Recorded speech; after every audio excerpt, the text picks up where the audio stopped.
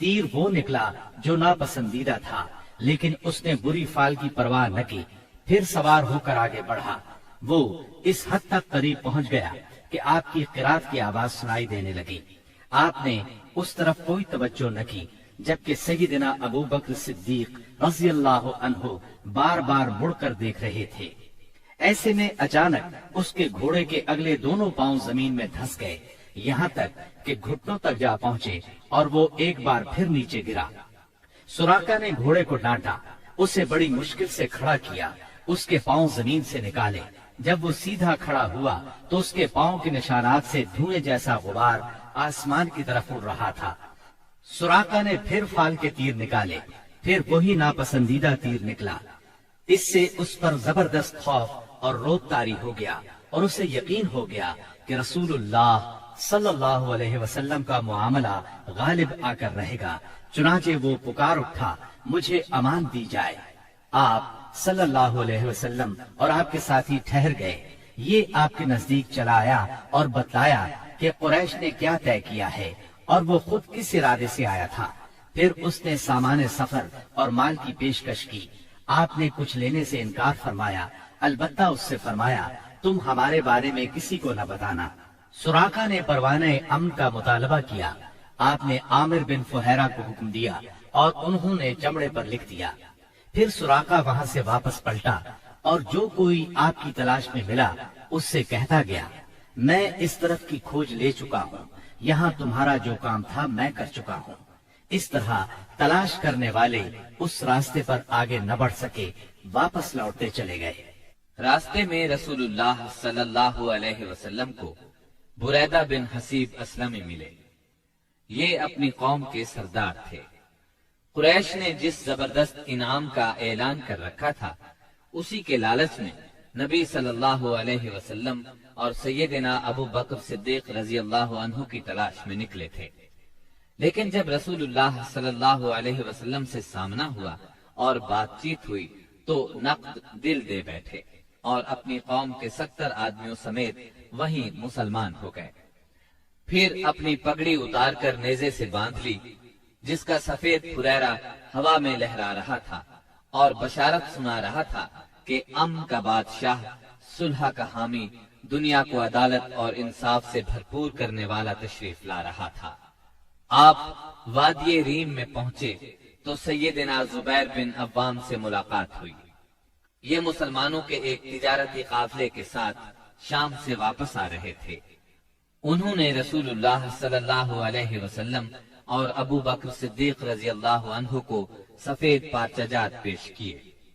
سوموار 8 ربیع الاول 14 نبوت بمطابق 1 ہجری 23 ستمبر 622 عیسوی کو رسول اللہ صلی اللہ علیہ وسلم قباء میں داخل ہوئے۔ ادھر اہل مدینہ نے جب سے رسول اللہ صلی اللہ علیہ وسلم کی روانگی کی خبر سنی تھی، روزانہ صبح ہی صبح حرہ کی طرف نکل جاتے تھے اور جب سخت دوپہر ہو جاتی تو واپس پلٹ آتے۔ ایک روز طویل انتظار کے بعد لوگ اپنے اپنے گھروں کو واپس جا چکے تھے کہ ایک یہودی اپنے کسی ٹیلے پر کچھ دیکھنے کے لیے چڑھا۔ کیا دیکھتا ہے کہ رسول اللہ صلی اللہ علیہ وسلم اور آپ کے ساتھی سفید کپڑوں میں ملبوس چلے آ رہے ہیں۔ اس نے بے خود ہو کر نہایت بلند آواز سے کہا، عرب کے لوگوں، یہ رہا تمہارا نصیب جس کا تم انتظار کر رہے تھے۔ مسلمانوں نے اس کی آواز سنی تو ہتھیار اٹھا کر استقبال کے لیے دوڑ پڑے۔ سب نے مل کر اللہ اکبر کا نعرہ لگایا۔ پھر یہ لوگ حرہ تک چلے آئے اور وہیں آپ سے ملاقات کی۔ اس کے بعد آپ داہنی جانب مڑ گئے اور قباء میں بنی عمرو بن عوف کی آبادی میں قیام فرمایا۔ آپ سیدنا ابو بکر صدیق رضی اللہ عنہ کے ساتھ دوسرے لوگوں کے درمیان میں بیٹھ گئے۔ اب ہوا یہ کہ جو بھی آتا سیدنا ابو بکر صدیق کو اللہ کا رسول خیال کر کے انہیں سلام کرتا، اس لیے کہ آپ کے بالوں میں سفیدی آ چکی تھی۔ جب اللہ کے رسول صلی اللہ علیہ وسلم پر دھوپ آ گئی اور ابو بکر رضی اللہ عنہ نے آپ کو دھوپ سے بچانے کے لیے چادر تانی تو لوگوں کو معلوم ہوا کہ یہ اللہ کے رسول ہیں۔ اس کے بعد قبا میں آپ نے کلثوم بن حدم رضی اللہ عنہ کے ہاں قیام فرمایا۔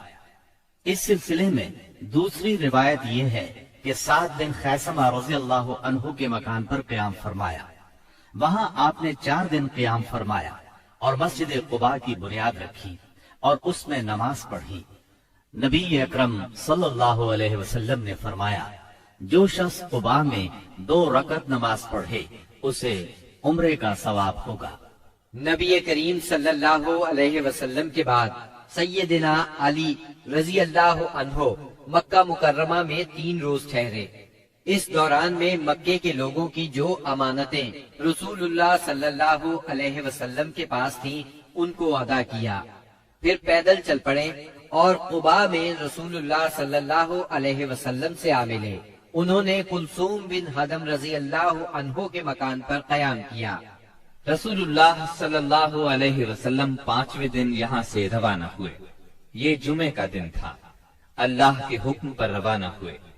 ابو بکر صدیق رضی اللہ عنہ آپ کے پیچھے بیٹھے تھے۔ آپ نے اپنے ننھیال بنو نجار کے پاس پیغام بھجوایا۔ وہ لوگ تلواریں لٹکائے حاضر ہوئے۔ آپ نے ان کی معیت میں مدینہ منورہ کی طرف کوچ فرمایا۔ آپ بنو سالم بن عوف کی بستی میں پہنچے تو جمعے کا وقت ہو گیا۔ آپ نے وہیں بطن وادی میں جمعے کی نماز پڑھائی جس میں 100 آدمی شریک تھے۔ جمعے کے بعد نبی کریم صلی اللہ علیہ وسلم نے مدینے کا رخ کیا۔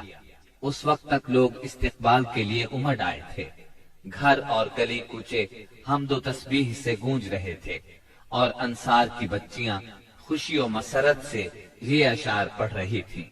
طلع البدر علينا من ثنيات الوداع وجب الشكر علينا ما دعا لله داعي أيها المبعوث فينا جئت بالأمر المطاع۔ ہم پر مدینے کے اطراف سے 14ویں کا چاند طلوع ہوا۔ جب تک اللہ کو پکارنے والا پکارے ہم پر شکر واجب ہے۔ اے ہم میں بھیجے گئے نبی، آپ واجب الاطاعت دین لے کر آئے ہیں۔ رسول اللہ صلی اللہ علیہ وسلم انصار کے جس محلے سے بھی گزرتے اس محلے کے لوگ آپ کی اونٹنی کی نکیل پکڑ لیتے اور عرض کرتے، ہم لوگ حاضر ہیں، ہمارے ہاں قیام فرمائیں، ہم سب ساز و سامان اور ہتھیاروں کے ساتھ آپ کی حفاظت کریں گے۔ جواب میں آپ فرماتے، اونٹنی کا راستہ چھوڑ دو، یہ اللہ کی طرف سے معمور ہے۔ آپ کے اس فرمان کا مطلب یہ تھا کہ اللہ کو جہاں منظور ہوگا یہ وہاں خود رکے گی۔ چنانچہ اونٹنی اس جگہ رکی جہاں آج مسجد نبوی ہے۔ یہاں پہنچ کر وہ بیٹھ گئی، لیکن آپ نیچے نہیں اترے یہاں تک کہ وہ اٹھ کر تھوڑی دور تک چلی، پھر پلٹ آئی اور پھر اسی جگہ بیٹھ گئی جہاں پہلے بیٹھی تھی۔ اس کے بعد آپ نیچے تشریف لے آئے۔ اب لوگوں نے آپ کو اپنے اپنے گھر لے جانے کے لیے درخواست شروع کی۔ ایسے میں سیدنا ابو ایوب انصاری رضی اللہ عنہ نے جلدی سے اونٹنی کا کجاوا اٹھا لیا اور اپنے گھر لے گئے۔ اس پر آپ نے فرمایا، آدمی اپنے کجاوے کے ساتھ ہے۔ ادھر سیدنا اسعد بن زرارہ رضی اللہ عنہ نے آ کر اونٹنی کی نکیل پکڑ لی، چنانچہ یہ اونٹنی انہی کے پاس رہی۔